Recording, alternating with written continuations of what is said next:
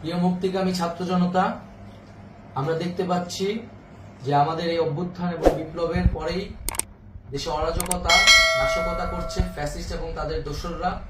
আমরা দেখতে পাচ্ছি যে বিভিন্ন জায়গায় এখন গোলাগুলি চলছে, মন্দিরে হামলা হচ্ছে এবং নাশকতা ও লুটপাট করছে।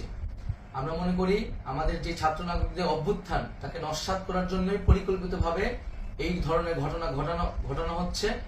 আমরা মুক্তিকামী ছাত্র জনতাকে সজাগ এবং সতর্ক থাকতে আহ্বান জানাচ্ছি এবং আমাদের যে অন্তর্বর্তীকালীন সরকার, আমরা সেই সরকারের যে প্রস্তাবনা 24 ঘন্টার সময় নিয়েছিলাম, জরুরি পরিস্থিতি মোতাবেক আমরা এখনই তার একটি রূপরেখা ঘোষণা করছি।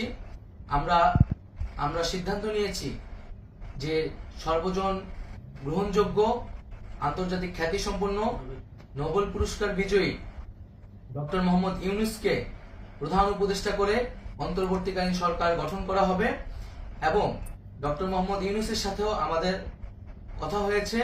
তিনি ছাত্র জনতার আহ্বানে বাংলাদেশকে রক্ষা করতে এই গুরু দায়িত্ব নিতে সম্মত হয়েছে। আমরা সকালের মধ্যেই আমরা এই সরকার গঠনের প্রক্রিয়া দেখতে চাই। রাষ্ট্রপতির কাছে আহ্বান থাকবে যে দ্রুত সময়ের মধ্যে ডক্টর মোহাম্মদ ইউনূসকে প্রধান উপদেষ্টা করে অন্তর্বর্তীকালীন সরকার গঠন করা হোক এবং এই অন্তর্বর্তীকালীন সরকারের বাকি সদস্যদের নামও আমরা সকালের মধ্যে ঘোষণা করব।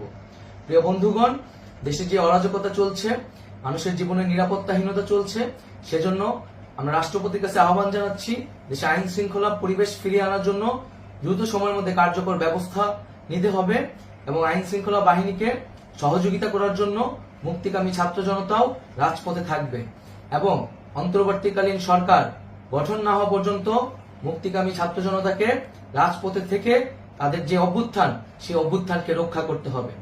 প্রিয় বন্ধুগণ, আমরা রক্ত দিয়েছি, শহীদ হয়েছি।